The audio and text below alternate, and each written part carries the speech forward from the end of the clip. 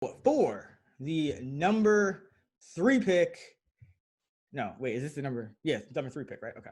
For the number 3 pick in the Week 12 Sunday 6-pack, my second pick overall, I am going with the Atlanta Falcons, +3 home dog letdown spot against the Las Vegas Raiders, who just play their best football against the Kansas City Chiefs. And like, it's becoming so absurd with this Raiders team and how good they're playing against the Chiefs that not only are they, putting up big numbers on their defense, but Patrick Mahomes has 2 picks this year, both against the Raiders. Nearly 300 attempts against everyone else, doesn't have a pick. First of all, that's just ridiculous. Like, in the age where we're talking about, Lamar and him struggling, it's like Patrick Mahomes just continues to beast. But I digress. The Raiders, short week. You just had a game that, emotionally, I think it's going to be a letdown. And this Falcons team, I liked them last week. They didn't show up on the road. Sean Payton, great game plan on both sides of the ball, really. And the Saints defense starting to come together. But Falcons defense still, I think, is improved a lot since you had Raheem Morris take over for Dan Quinn. And this defense for the Raiders, this is not like the Saints defense. Like, the Saints defense is number 6 now, number 5, top 5 now in DVOA.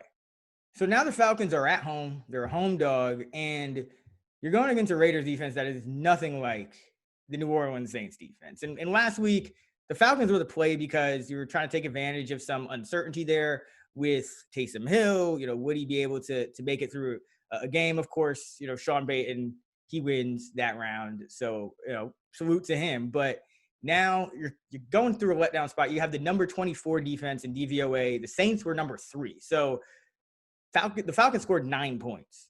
That is very uncharacteristic.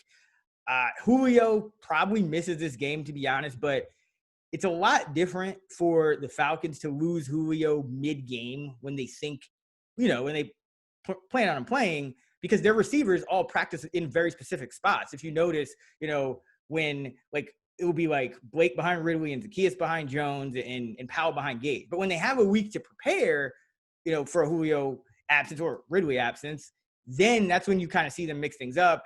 I think Zacchaeus does have some talent, but this is just a buy low spot.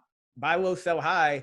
The Raiders didn't even win last week, but apparently they've arrived. The Falcons, really, this should have been their first loss in the Morris era. They, Todd Gurley mistakenly scored a touchdown against the Lions, and so they lost that game too. But this has clearly been a better team. You look at the defense in the 5 games with Quinn, 38, 40, 30, 30, 23 allowed, average 32.2. In the 5 games under Raheem Morris, 23, 23, 17, 27, 24. A lot more respectable. I think Keanu Neal helps a lot. I thought Sean Payton just put on a clinic last week. The Falcons linebackers looked confused all game. They didn't know whether to look at Kamara, whether to look at Taysom Hill. They forgot to cover Emmanuel Sanders at times. I mean, just kind of a bad game. But now you're back at home, and this is one of my favorite buy lows. So it might seem like an odd play or one that's kind of uncomfortable, but you look at these spots, and especially with an offense like this, with still some playmakers going against a bad defense, even if Julio's out, teams that score under 10 points, and it's a really kind of swift discrepancy. It's like when the casual bettor sees a team that gets held under 10 points, almost always is their value on the other side in the next week. Underdogs who have scored under 10 points the week before versus a favorite, as long as that favorite isn't coming off a bye, are 251, 174, and 10, 59% on, over 400 game sample size dating all the way back to 2003. That's a 15% ROI. This season, in case you're wondering, talking about a trend going back to 2003 at 59%. Is it stale?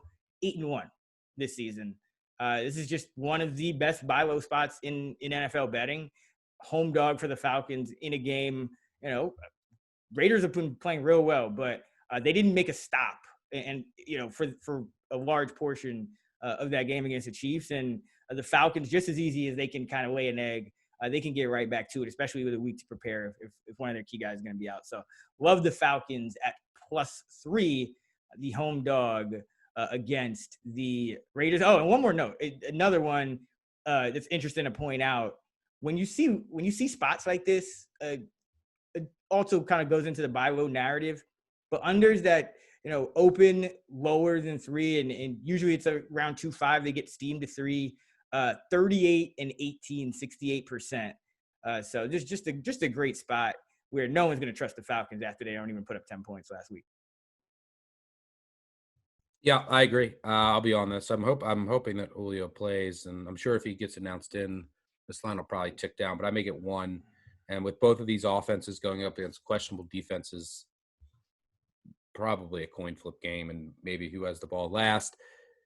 And yeah, it is a letdown here in a buy low, sell high spot, which is why you're probably getting 3. And yeah, I think that the Falcons defense has been playing a lot better over the past couple of weeks. I think that they prepped for Jameis, and then they didn't know who was going to play. And then so there was, Friday they did get announced that Taysom was going to start, but you probably already implemented your game plan. Maybe you were doing 50-50. And so, yeah, I think that the Falcons D has been playing a little better than they were earlier in the year, and they shouldn't have any problem. Matt Ryan shouldn't have any problems before last week playing extremely good football, moving the ball against the Raiders D.